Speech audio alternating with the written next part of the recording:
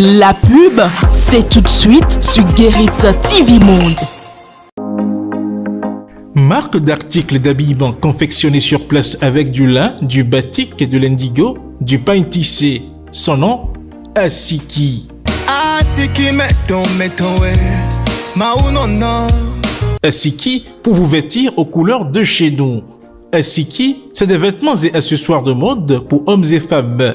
Visitez notre showroom situé à Bégamin, à 200 mètres du carrefour Kossi en venant de l'ENEAM, ex-INE.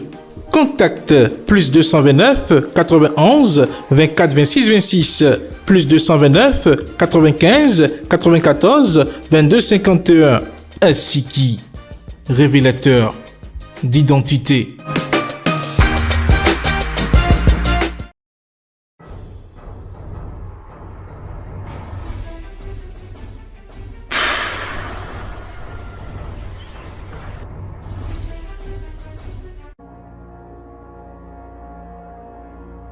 Bonjour à chacun et à tous et bienvenue dans votre émission Tour d'Horizon. Pour le compte de ce 5 octobre 2023, on se lance tout de suite dans la première rubrique, la revue des titres. Fidèles internautes de Guérit TV Monde, nous démarrons la revue des titres de ce mercredi 5 octobre 2023 par le quotidien L'Informateur. Après le départ du DG du port autonome de Cotonou, quel résultat avec les Belges? Point d'interrogation. Année scolaire 2023-2024, des écoles toujours fermées un mois après. La boussole santé, la fièvre typhoïde est une maladie liée à la mauvaise hygiène. Quotidien Le Coopérant, drame, des véhicules calcinés sur des packs de Sekanji. Et pour finir, La Nation, débordement de l'océan Atlantique, l'appel à la vigilance du gouvernement. Fidèles internautes de Guérit TV Monde, ce sera tout pour la revue des titres de ce mercredi 5 octobre 2023. À demain. Nous passons à présent à l'invité du jour.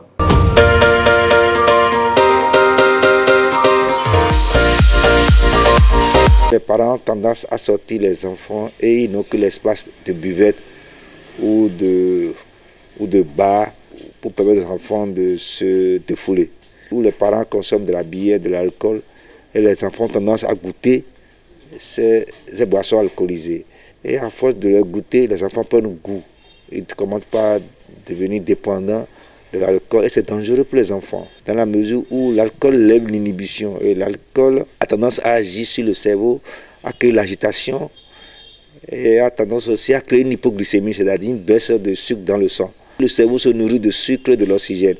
S'il y a baisse de l'hypoglycémie chez les enfants, ça va amener l'enfant à avoir moins de performance cognitive au niveau mental, au niveau intellectuel. Si l'enfant a moins de performance scolaire, il va retenir moins de leçons, il va s'en sortir moins à l'école, il va avoir de mauvaises notes, il va aimer les jeux brutaux à l'école. Donc il est question de faire attention à tout ce que nous faisons boire à nos enfants. Pour pouvoir avoir la paix avec l'enfant qui agit trop, des fois on donne un peu d'alcool, l'enfant se calme et ne commence pas à dormir pour le corps et la paix. Nous devons supplier nos mamans à être très très vigilantes et surtout surveiller là où nous stockons les boissons alcoolisées. Parce qu'à notre insu, les enfants peuvent aller consommer et nous créer un drame et rentrer parfois ce qu'on appelle faire une intoxication alcoolique. À tomber dans ce cas-là, il faut rapidement mettre un morceau de sucre, 2 morceaux de sucre dans sa bouche et amener dans un centre de santé le plus proche pour qu'on puisse sortir l'enfant de sa situation d'urgence. Tout juste après cette petite virgule, on retrouve Charles Alban Daoui dans le forum de discussion.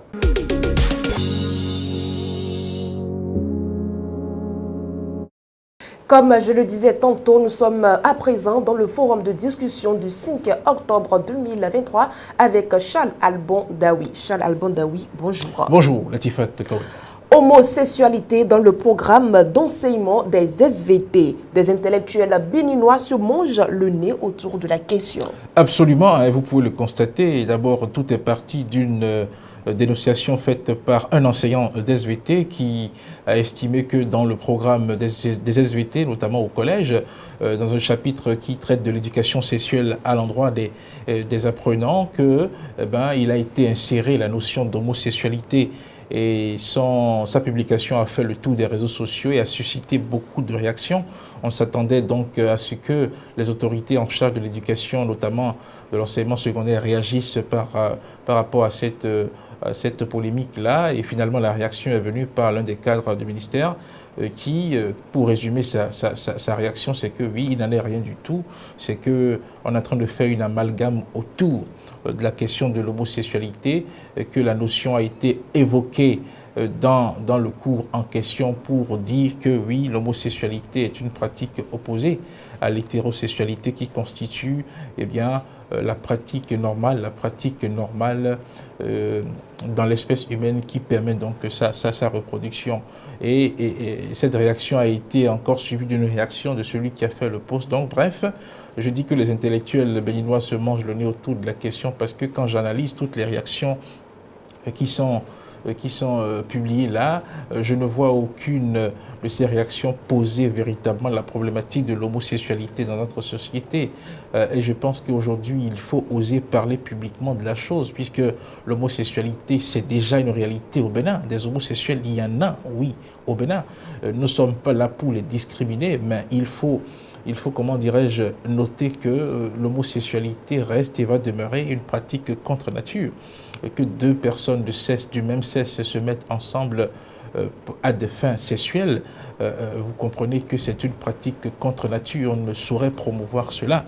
Et donc, je pense qu'il est temps de mener le débat, mais de poser la problématique de l'homosexualité au Bénin, notamment de son entrée au Bénin. Il faut réfléchir sérieusement sur la question, au lieu de verser dans des discussions vaines, comme on est en train de voir, au lieu de s'accuser ou d'accuser l'autre d'avoir fait une mauvaise analyse d'une situation. Donc moi je pense que oui, il faut aller au-delà des discussions vaines. Alors Charles Albandaoui, pourquoi dites-vous que ces discussions sont vaines? Oui, ces discussions sont vaines parce que j'ai tantôt dit qu'il faut analyser, il faut poser la problématique de l'homosexualité, notamment de son entrée chez nous au Bénin. Comment est-ce que cette pratique-là est entrée au Bénin? Quels sont les canaux par lesquels cette pratique-là est entrée au Bénin? Aujourd'hui, si la notion a été évoquée dans un cours d'SVT et que ça suscite la polémique, il faut imaginer un peu tout ce qui se passe en dehors du monde scolaire. Et je dirais même que les apprenants qui sont aujourd'hui dans nos écoles ont déjà connaissance de ce que c'est que l'homosexualité parce que il faut constater qu'aujourd'hui, dans pratiquement tout ce qui nous est envoyé comme feuilleton, vous allez voir qu'il y a des personnes homosexuelles dont on fait la promotion. Il y a des personnes qui sont projetées sur les écrans et qui sont des homosexuels.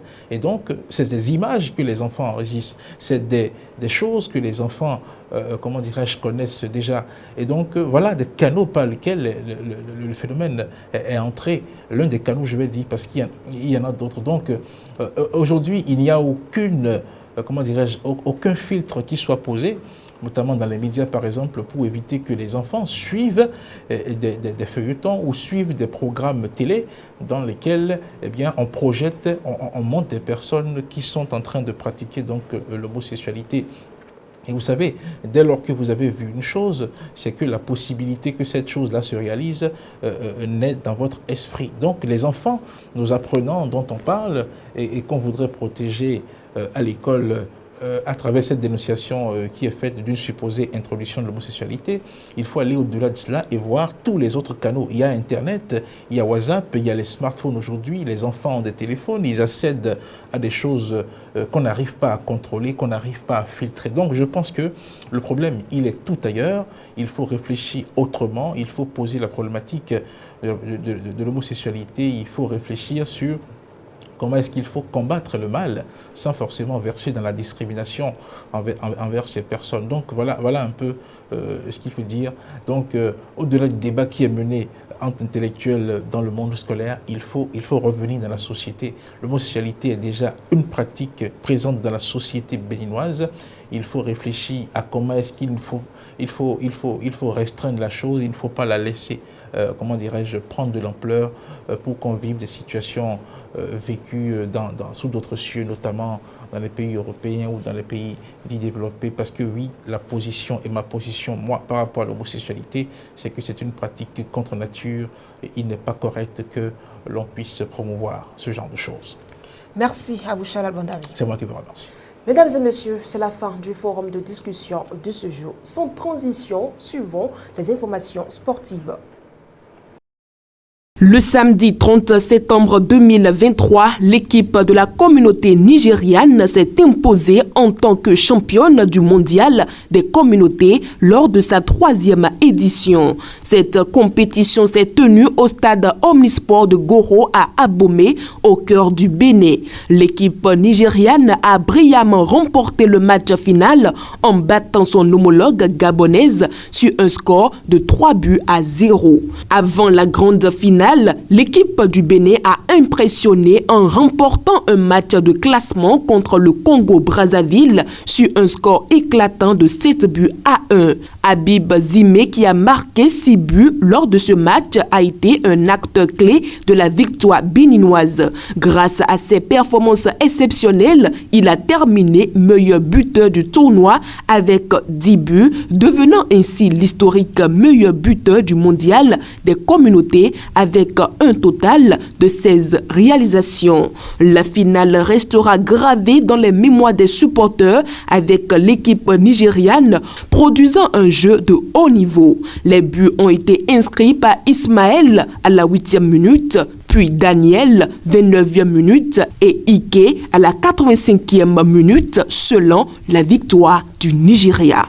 Pour finir, la Fédération sénégalaise de football, FSF, a récemment annoncé la date à laquelle la liste des joueurs convoqués par le sélectionneur national Aliou Cissé pour le match amical entre le Sénégal et le Cameroun sera dévoilée. Le match est prévu pour le 16 octobre 2023 et se tiendra au stade Bolae de l'Hélice à Lens, en France.